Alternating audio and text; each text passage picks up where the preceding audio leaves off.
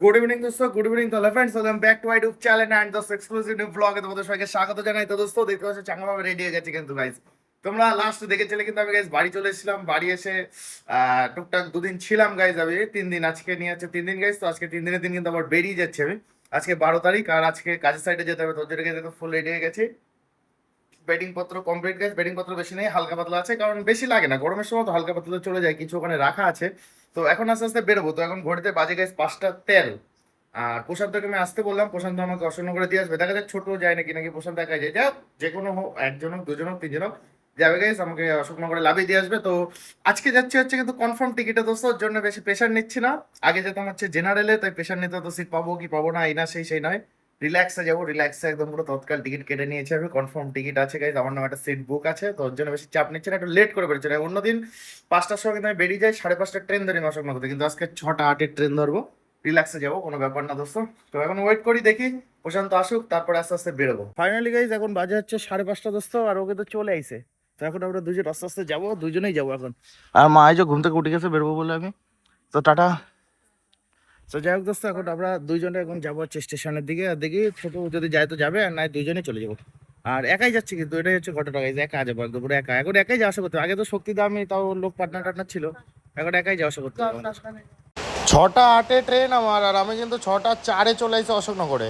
Ticket কেটে আমার স্টেশনে আসতে আসতে দোস্ত, আমি যে একটু ভিডিও করবো সেটা আর আমি পারলাম না, ট্রেন ঢুকে গেছিল। তো দৌড়ে এসে কোনো রকম ভাবে গাইজ আমি ট্রেনটা কিন্তু বনগা শিয়ালদা লোকাল 6টা 8-এর যে ট্রেনটা, ওটা বেশি ভিড় হয় না গাইজ, তাই গেটের ধারে হাওয়া খেতে খেতে গরমে কষ্ট হচ্ছিল, তাই গেটের ধারে দাঁড়িয়ে রিল্যাক্সে যাচ্ছে শিয়ালদার দিকে।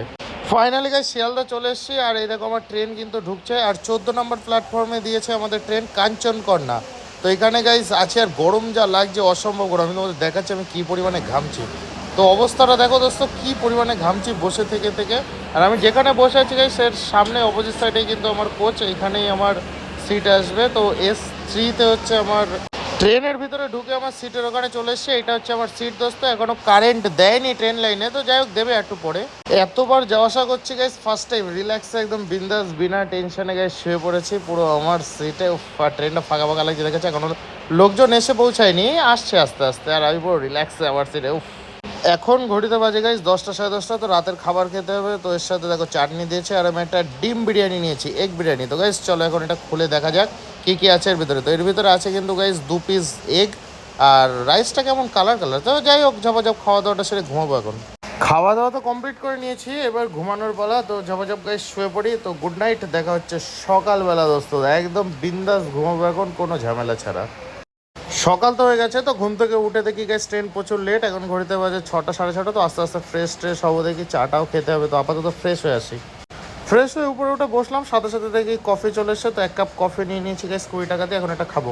এখন ঘড়িতে বাজে গাইস 8টা, আর এখন দেখো কোথায় আছি। ব্যাং, আর ভালো লাগছে না, ট্রেনটা এত লেট হয়ে গেল কি করে আমি বুঝলাম না। আর ফার্স্ট টাইম গাইস আমি এরকম ভিডিও করছি, ভয়ও লাগছে কিন্তু হালকা হালকা আবার মজাও আসছে। আর ট্রেনটা কত সুন্দরভাবে রাউন্ডভাবে ঘুরছে দেখো, খুবই আনন্দ লাগছে, খুবই আনন্দ। আর একা একা ট্রেনে চলার মজাই আলাদা, যদি একটু মানে ফ্রেন্ডলি হওয়া যায় সবার সাথে, বা একদম আলাদা এক্সাইট।